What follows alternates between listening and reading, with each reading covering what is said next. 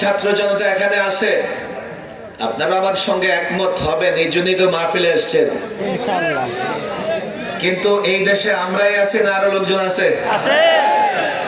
ছাত্র জনতা আলেমদের পায়ে পড়ে বলে যাই, আমাদের ব্যর্থতার জায়গা হচ্ছে এই জাতিকে আমরা ইসলাম বুঝাতে পারি নাই। জাতি মসজিদের ভেতরে তো আমার পেছনে ইক্তেদা করে, সিজদা 3টা করলে সেও 3টা করে, কেরাত লম্বা পড়লে সেও দাঁড়ায় থাকে। কথা ঠিক না ঠিক? কারণ জানে ইমামের আগে চলে গেলে তার নামাজ হবে না। কিন্তু মসজিদ থেকে বের হয়ে, মাহফিল থেকে বের হয়ে ইসলামে যে একটা কমপ্লিট জীবন ব্যবস্থা, তার মধ্যে অর্থনীতি আছে, সেই ফর্মুলা যদি আমরা দেই, জাতি 1 মিনিটও মানতে চায় না। মাওলানা মাহফুজুল হক সাহেব বলে গেছেন, ইসলাম রাষ্ট্র ব্যবস্থা দিয়েছেন। খোদ রাসূল সাল্লাল্লাহু আলাইহি সাল্লাম মদিনা রাষ্ট্রের প্রধান ছিলেন। মানব জীবনের যতগুলো সাইড আছে, প্রত্যেকটা সাইডের সুন্দর, সুষম, ন্যায় ইনসাফ ভিত্তিক সমাধান, সলিউশন তো ইসলামই দিয়েছে। তাহলে এই জাতি ইসলাম মানতেছে না কেন? ইসলাম বুঝতেছে না। আমাদের জন্য বড় চ্যালেঞ্জ হচ্ছে প্রত্যেকটা মুসলমান যুবক, শিক্ষিত অশিক্ষিত, দোকানদার, ব্যবসায়ী, যৌক্তিক জায়গা থেকে ইসলাম বোঝানো। যৌক্তিক জায়গা থেকে ইসলাম মানো। তুমি যেই পেশায় আছো, ইসলাম মেনে হালাল ভাবে সে পেশায় থাকো, দুনিয়াতেও সফল, আখিরাতেও সফল। কথা ঠিক না বেঠিক?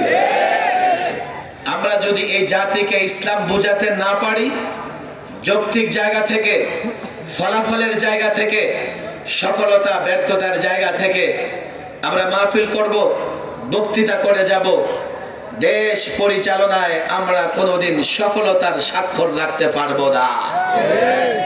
কেননা আমরা যারা ইসলামে মৌলিকভাবে ইসলামকে বিশ্বাস করি, ধারণ করি, প্রকৃতপক্ষে আমরা সংখ্যালঘু। আমি আমার রাজনৈতিক অভিজ্ঞতা থেকে বলি, আকাবির আসলাফদের চোতাকাদার বরকত আমি দেখেছি। আগেও এইভাবে আমাদের আকাবির আসলাফরা কোথাও গেলে লক্ষাধিক লোকের সমাগম হয়েছে। কিন্তু রাষ্ট্র কে পরিচালনা করবে? রাষ্ট্র কার হাতে ন্যস্ত করা হবে? রাষ্ট্র কার হাতে নিরাপদ? ন্যায় ইনসাফ কে প্রতিষ্ঠা করবে? ওলামা একরামকে সেই জায়গায় সাধারণ মানুষ দেখতে চায় না। যার জন্য বরাবরই রাষ্ট্র পরিচালনার রেস কিংবা প্রতিযোগিতায় ওলামা একরাম পিছনে চলে যায়। আমার মনে হয় আধুনিক যুগে আমরা খুব সহজে বোঝাতে পারছি। অন্য তন্ত্র মন্ত্র দিয়া যারা রাষ্ট্র পরিচালনা করতে চায়, আমি একটা কথা বলি, আপনারা ওগুলোকে ওয়াটারপ্রুফ ঘড়ি মনে করেন। জাতীয় ঐক্যমত্য কমিশন আমি বলেছি, আপনারা তন্ত্র মন্ত্র, লেফটিস্ট, রাইটিস্ট, আপনারা যারা আছেন, ডানপন্থী, বামপন্থী, আবার কিছু আছে রামপন্থীও, আপনারা আপনাদের পন্থা, আপনারা আপনাদের ইজমকে কি ওয়াটারপ্রুফ ঘড়ি মনে করেন? কারো হাতে যদি ওয়াটারপ্রুফ ঘড়ি থাকে, ওজুর সময় খোলে না, গোসলের সময় খোলে না, কেন? পানি ঢুকবে না। আপনারা এই তন্ত্র মন্ত্রকে যদি মনে করেন এই তন্ত্র মন্ত্র প্রতিষ্ঠিত হলে দুর্নীতি হবে না, জুলুম হবে না, তাহলে এগুলোকে আপনারা ওয়াটারপ্রুফ ঘড়ির মতো মনে করতে পারেন।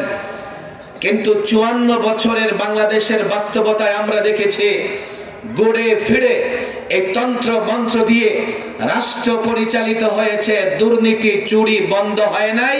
অতীতে যা হয়েছে পর্যায়ক্রমে তা বেড়েছে, একটুও কমে নাই। আমি পরিষ্কার বলি, মানব রচিত তন্ত্র মন্ত্র দিয়া রাষ্ট্রের উন্নতি হবে না। মানব রচিত তন্ত্র মন্ত্র দিয়া রাষ্ট্র মেরামত হবে না, সংস্কার হবে না। এজন্য আমরা বলি, আমাদের ছোট্ট একটা ব্যর্থতার জায়গা ছিল। জুলাই আগস্টের বিপ্লবের পূর্বে আমরা ঠিক করতে পারি নাই ফেসিবাদ পলাতক বাহিনী, ফেসিবাদীরা পালিয়ে গেলে রাষ্ট্র কি করে মেরামত হবে। আমরা আমাদের তন্ত্র মন্ত্রের জায়গায় কি দিয়ে রাষ্ট্র মেরামত করব, রাষ্ট্র সংস্কার করব, ঠিক করতে পারি নাই। এটা আমাদের ব্যর্থতা ছিল। এজন্যই তো 2000 ছাত্র জনতা রক্ত দেবার পরেও রাষ্ট্র নিয়ে স্বপ্ন দেখা যায় না, হতাশ হতে হয়। আমি এই প্রজন্মের যুবকদের বলে যাই, ছাত্রদের বলে যাই, বিপ্লব একটা হয়েছে, আরো কয়েকটা হবে। এই বিপ্লব অভ্যুত্থান শেষ নয়। কেন এই অভ্যুত্থান? বিপ্লবের পরে জনগণের আকাঙ্ক্ষার প্রতিফলন ঘটবে না। আগামীতে আরেকটা বিপ্লবের জন্য, আরেকটা অভ্যুত্থানের জন্য প্রস্তুতি নিতে হবে। তবে আংশিক নয়, পূর্ণাঙ্গ বিপ্লব। বিপ্লবের আগে যুবককে বুঝাও, ছাত্রকে বুঝাও, ব্যবসায়ীকে বুঝাও, আমরা বিপ্লব করতে চাই। বিপ্লবের পরে রাষ্ট্র মেরামত হবে কোরআন দ্বারা। বিপ্লবের পরে রাষ্ট্র মেরামত হবে সুন্নাহ দ্বারা, আল্লাহর নবীর আদর্শ দ্বারা। যুবক যদি বুঝে যায়, গত বিপ্লবে 1500 2000 শাহাদাত বরণ করেছে। যুবক যদি ইসলাম বুঝে যায়, কোরআন বুঝে যায়, সে যদি বুঝে যায় ইসলাম আল্লাহ তাবারক ওয়া তাআলার মনোনীত, সে যদি বুঝে যায় ইসলামে প্রত্যেকটা সমস্যার সমাধান আছে, এই যুবক যদি বুঝে যায় ইসলাম ছাড়া রাষ্ট্র ধরে রাখা যাবে না, ইসলাম ছাড়া স্বাধীনতা ধরে রাখা যাবে না। আমরা যদি বুঝাতে পারি, আগামী অভ্যুত্থানে প্রত্যেক যুব সমাজ, প্রত্যেক নাগরিক নিজ জায়গা থেকে যখন অভ্যুত্থানের ঘোষণা দেবে, এক ফোঁটা রক্ত দিতে হবে না, স্লোগান আর আওয়াজের মাধ্যমে আল্লাহর কসম করে বলি, তাকবীর ধ্বনিতে বাংলাদেশে অভ্যুত্থান হবে। আর অভ্যুত্থানের পরে রাষ্ট্র মেরামত হবে কোরআন সুন্নাহ দিয়া। পরিষ্কার বলি, অভ্যুত্থানের পরে এই রাষ্ট্র চলবে আল্লাহর নবীর আদর্শ দিয়া।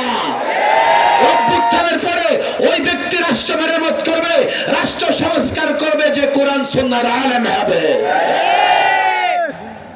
তাহলে সত্যিকার অর্থে রাষ্ট্রে পরিবর্তন আসবে। আমাদের জন্য একটা চ্যালেঞ্জ।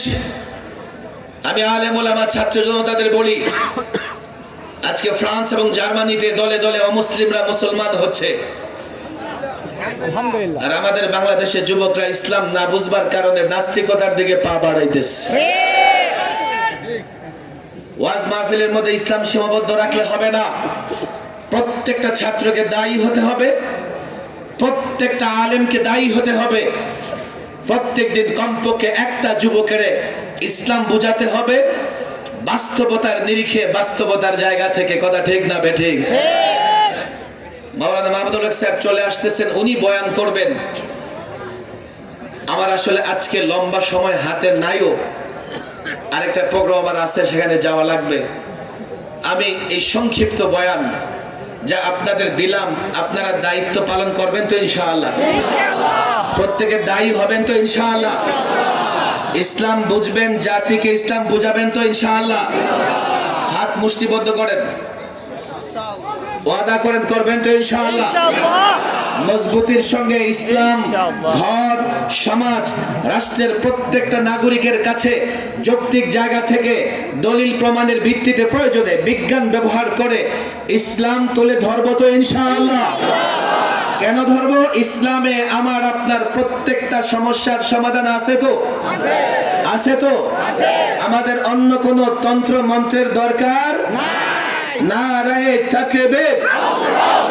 মুষ্টিবদ্ধ হাতে স্লোগান দেবেন, নারায়ে তাকবীর। নির্বাচনের জন্য ভলিউম কমাই রাখছেন নাকি? বলেন নারায়ে তাকবীর। হচ্ছে না, এত মানুষ, তাকবীর ধ্বনি জোরে দিতে হয়। নারায়ে তাকবীর, আল্লাহু আকবার, লিল্লাহি তাকবীর, আল্লাহু আকবার। কোরআন সুন্নাহর আলো, কোরআন সুন্নাহর আলো, আলেম ওলামা যেখানে আমরা আছি সেখানে, আলেম ওলামা যেখানে আমরা আছি সেখানে, মসজিদ মাদ্রাসা যেখানে আমরা আছি সেখানে, আলেম ওলামা যেখানে আমরা আছি সেখানে, মসজিদ মাদ্রাসা যেখানে আমরা আছি সেখানে। নারায়ে তাকবীর, আল্লাহু আকবার, লিল্লাহি তাকবীর, আল্লাহু আকবার, লিল্লাহি তাকবীর, আল্লাহু আকবার। এটাই মুসলমানদের স্লোগান, এটাই আমাদের স্লোগান, কথা ঠিক না বেঠে? আল্লাহ তাবারক ওয়া তাআলা জামিয়া আরাবিয়া নূরে মদিনাকে কবুল আর মঞ্জুর করে নিন। আপনারা বসবেন তো অবশ্যই ইনশাআল্লাহ, শেষ পর্যন্ত থাকবেন। আপনাদের কাছে দোয়া চাই, আমিও দোয়া করি আল্লাহ তাবারক ওয়া তাআলা আমাদের সকলকে ঈমান এবং ইসলামের উপরে অবিচল অটল থাকবার তৌফিক দান করুন। ওয়া মা তাওফীকি ইল্লা বিল্লাহ ওয়া মা আলাইনা ইল্লাল বালাগ।